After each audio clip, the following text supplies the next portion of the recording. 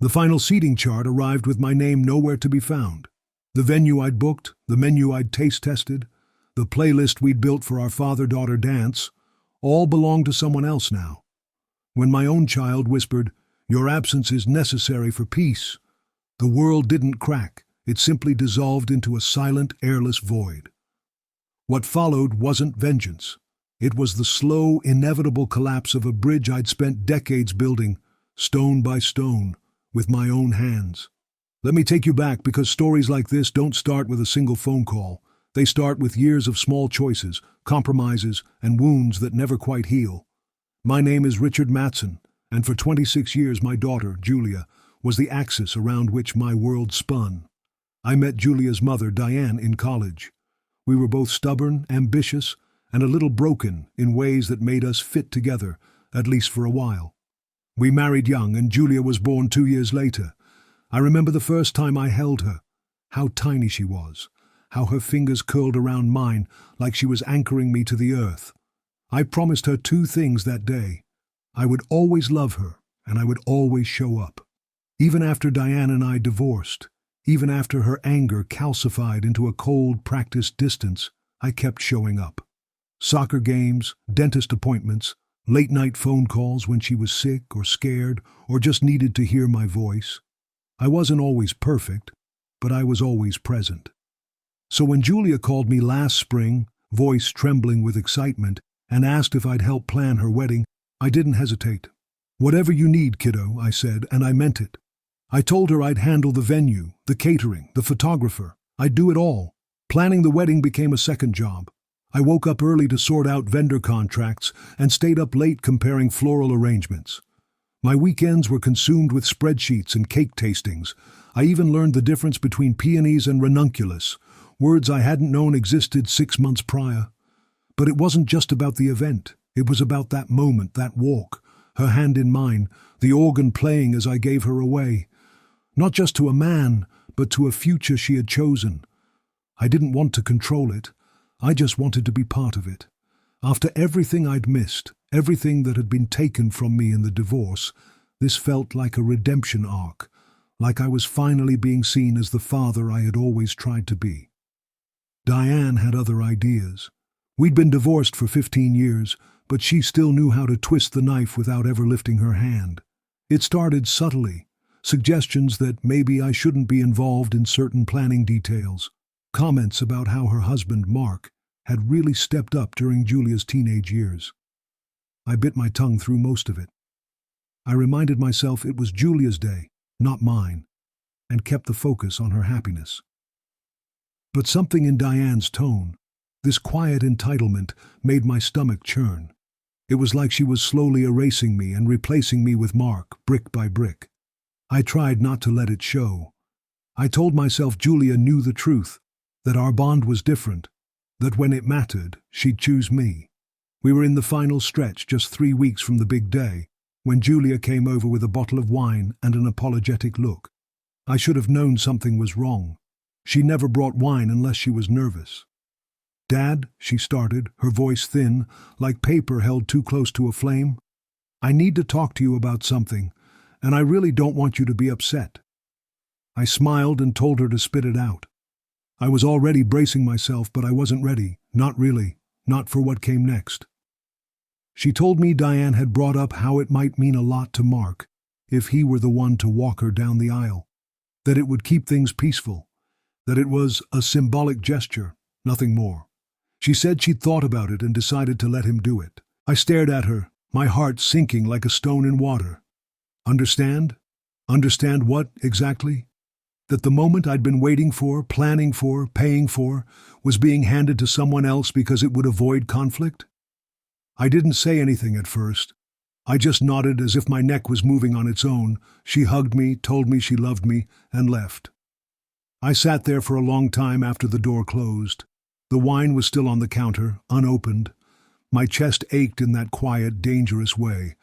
It wasn't about Mark. It wasn't even about Diane. It was about the fact that my daughter, my own flesh and blood, had chosen convenience over connection, peace over presence. She didn't want me to walk her down the aisle because she didn't want to rock the boat with her mother. That was the truth. whether she admitted it or not. And in that moment, I felt more like a wedding sponsor than a father. Just a name on a check. But I didn't lash out. I didn't yell. I didn't try to guilt her. I told her I understood. And the worst part? I meant it. I understood exactly where I stood. Somewhere outside the frame, watching from the wings, applauding politely as someone else took my place. That night, I walked past the stack of invoices on my desk, the caterer, the florist, the venue deposit, and for the first time, I wondered what would happen if I just stopped. I didn't bring it up the next time we spoke or the time after that. Julia chatted about table settings and color palettes, and I nodded along like I hadn't been quietly demoted in my own daughter's life. I think she mistook my silence for grace, or maybe she hoped if we kept moving forward, I'd forget what was taken. But I didn't forget. Every phone call about floral arrangements, every email about vendor timelines, each one scraped against the sore spot she'd left in my chest. I kept thinking about how casually she'd said it, how rehearsed it sounded, like she'd already explained it a dozen times before coming to me.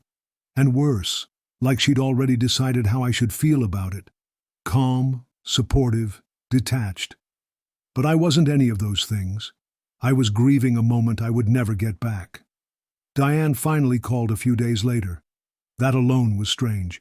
We hadn't spoken on the phone in over a year.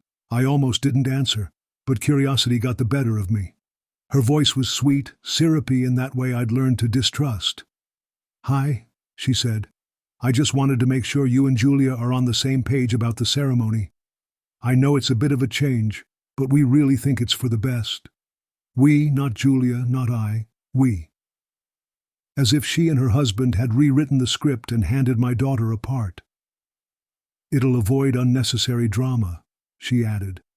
"And Mark has really earned this moment, you know." I don't remember what I said in response. Something polite, something tight and hollow. What I remember is gripping the edge of the counter until my knuckles turned white. That night, I couldn't sleep. I lay in bed staring at the ceiling, the quiet of the house pressing down on me like a weight. I thought about all the years I'd spent trying to be enough, how I'd fought for visitation rights, how I'd driven across town twice a week for 5 years to make every pickup and drop-off, how I'd sat in bleachers with rain soaking through my jacket just to wave at her from the sidelines. And now, with one phone call, Diane had managed to snatch the only role I had left to play. Mark had earned it by being present during the teenage years when I was deliberately kept at arm's length. When every decision required negotiation and every holiday was a tug of war, I'd stayed in the fight when it would have been easier to walk away, and this was my reward. The following weekend, we met for brunch. Julia was glowing, talking about dress fittings and a last-minute change to the dessert bar. I tried to stay present. I really did. But then she said something that stopped me cold. "Mark's been practicing the walk with me," she said, laughing. "He's taking it really seriously."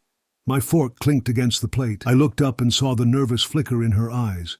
She knew, somewhere beneath the smiles and place cards and Pinterest boards, she knew she was betraying me. She sipped her mimosa and avoided my gaze, and I sat there chewing through resentment like it was Eggs Benedict. When the check came, I paid for it without a word. As we walked to the parking lot, she reached for my arm. "Dad," she said gently, "I know this is hard, but I need you to be okay with it. I need this day to be peaceful, please." I looked at her, really looked, and saw the little girl who used to crawl into my bed after nightmares. The teenager who called me crying from the mall because her card got declined. The woman now begging me to accept her erasure in exchange for a quiet afternoon. And I realized she wasn't asking me to understand. She was asking me to disappear, to make it easier for her to pretend the trade-off didn't cost anything. "I want you to be happy, Julia," I said finally. "That's all I've ever wanted." She smiled, relieved. And I did smile back, but inside I was unraveling. That night, I sat at my desk and pulled out every receipt, every invoice. The grand total made my eyes blur. Tens of thousands of dollars, venue, catering, lighting, photographer, DJ, even the damn monogrammed cocktail napkins, all paid for, all under my name. I opened my laptop and stared at the email drafts I had started and deleted over the last few weeks. Then I clicked on one and began typing. "Hi, this is Richard Matson. I'd like to cancel our agreement effective immediately." It came in the form of a text, not a call, not a face-to-face conversation. Just a few gray bubbles on a screen that lit up sometime around 9:30 p.m. on a Tuesday.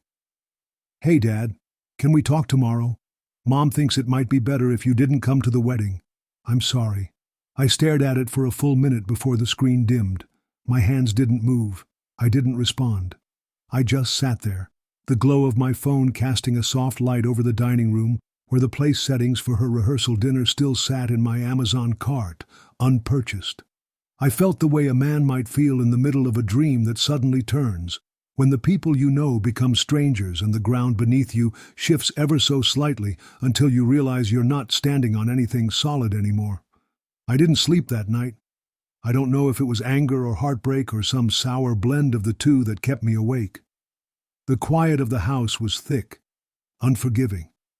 I walked from room to room like a ghost, touching picture frames and pausing at old birthday cards she'd given me over the years. "World's best dad. Thanks for always being there." One even had a little cartoon of a father in a cape. The irony wasn't lost on me. I'd spent 2 decades putting on that cape every time she called, and now I was being asked not to show up at all. Not because I did something wrong, not because I failed her, but because my presence was inconvenient, disruptive, a variable that didn't fit neatly into Diane's curated vision of harmony. The next day, I waited for her call. It didn't come. At 4:15 p.m., I called her instead. She answered quickly, her voice light like she'd been rehearsing her lines all day. "Hi, Dad," she said, like nothing was wrong. I asked her to explain. She sighed. "It's just, Mom thinks it'll be tense if you're there.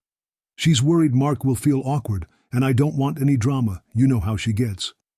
Yes, I thought. I do. I knew exactly how Diane got. I'd spent 13 years married to her and another 15 trying to co-parent through her emotional landmines. I asked Julia if this was what she wanted, if she really wanted me not to come. There was a pause. Then, "I just want the day to go smoothly." I didn't yell. I didn't beg. I just sat there, the silence stretching like a rope between us. I could hear her breathing on the other end, fast and shallow, like she was waiting for me to explode so she could hang up and say she tried. But I didn't give her that. Instead, I said, "Okay." That was all, just one word. But it felt like an earthquake inside me. I said it again, softer this time, almost to myself, and she exhaled like I'd given her permission to feel okay about what she'd done. "Thank you," she whispered. "I knew you'd understand." She didn't understand me at all. After we hung up, I sat in the driveway for almost an hour. I watched the light fade from the sky the way it does when the day doesn't end. It just folds itself into something darker. That's how I felt. Folded, smaller, diminished. Like I'd been slowly edited out of the story, one scene at a time, until all that remained was my name on the invoice. I thought about the money again, the ridiculous amount I had poured into a wedding I wasn't even allowed to attend. And for what? To avoid drama. To keep the peace between Diane and her new husband. I realized then that I wasn't just excluded, I was betrayed. And that betrayal didn't need fireworks or screaming matches. It came in the form of a soft voice and a carefully curated request. It came from the daughter I had built my life around, from the one person I thought would never ask me to sit out of her most important day, but she did. And in doing so, she made a choice. Maybe she didn't see it that way. Maybe in her mind it was a temporary compromise, a necessary evil. But to me it was the final erasure, the moment I stopped being her father and became just another logistical obstacle. That night I opened every email contract I had stored. One by one, I began the process of unwinding. The venue deposit was refundable with a small cancellation fee. The caterer hadn't purchased the bulk of ingredients yet, so I was able to back out without penalty. The florist wasn't as accommodating, but I didn't care. I wrote every email calmly, firmly. Plans have changed. We are no longer moving forward. Please confirm cancellation. I didn't offer explanations. I didn't express regret. I just took back what was mine. By midnight, half the wedding had been unbooked, and I slept for the first time in weeks. There was something strangely therapeutic about it. Pressing send on those emails, one after another, like closing doors I should have never walked through in the first place. The first vendor to respond was the photographer, a woman named Clarice, with a polite but confused reply. "I'm sorry to hear about the cancellation, Richard. Please confirm if this is for the full wedding coverage or just the rehearsal dinner." I wrote back succinctly, "The entire event, thank you for your time." She replied a few minutes later, wishing me well, and that was that. One last person documenting a day I was no longer part of. It felt cold, maybe even vengeful. But in truth, I wasn't trying to hurt anyone. I was simply reclaiming my place, not in the wedding, but in my own life. The dominoes fell quickly after that. The venue coordinator, a sharp-tongued woman named Trish, called me directly. "Mr. Matson, I'm confused. Julia hasn't mentioned any changes." I kept my voice even. "That's between her and her mother. I'm the one who signed the contract, and I'm the one pulling out." There was a pause on the other end, then the faint clicking of a keyboard. "Well, I suppose we'll need to void the date." I thanked her and hung up. I didn't offer further details. I wasn't in the business of explaining myself anymore. Not to Trish, not to Diane, not even to Julia. Within 48 hours, the caterer was out. The DJ, who I'd actually grown fond of, this quirky guy named Leo, who'd helped me craft the father-daughter playlist, sent me a long email expressing disappointment. "Let me know if there's a future event I can help with," he wrote. I deleted the message without replying. The florist was the last to go. She was furious, threatened to sue, but I held my ground. "The contract is with me," I reminded her. "If you have an issue, take it up with my lawyer." She didn't call back. By the end of the week, the wedding Julia had dreamed of was gone. The venue was booked by another couple. The caterer took on a charity gala. The photographer filled the date with a family reunion. The DJ played a high school homecoming. I didn't tell Julia what I'd done. I didn't need to. Diane called me, voice shaking with rage. "How could you do this to your own daughter?" she spat. "You've ruined everything." I hung up on her. Julia texted the next day. "Dad, the venue says we're canceled? What happened?" I stared at her message for a long time before replying. "I'm sorry, Julia. Plans change." There was a long silence. Then, "I don't understand. Why would you do this?" I didn't answer. There was nothing left to say. The wedding was hastily rescheduled at a community center. Potluck food, folding chairs, a Bluetooth speaker for music. Mark walked her down the aisle. Diane beamed in every photo. I wasn't there. I didn't want to be. I spent that day at the lake, alone. I watched the sun set and thought about all the things I'd lost, all the things I'd given, all the things I'd never get back. I thought about Julia, about the little girl who used to call me her hero, about the woman who'd chosen someone else to play my part. I don't know if she'll ever forgive me. I don't know if I want her to. Some wounds heal, some become scars, some never close at all. But I do know this. I stopped fighting for a place in someone else's story. I reclaimed my own. And in the silence that followed, I found a kind of peace. Not the peace of forgiveness, not the peace of understanding, but the peace that comes from knowing you did what you had to do, even if it broke your heart.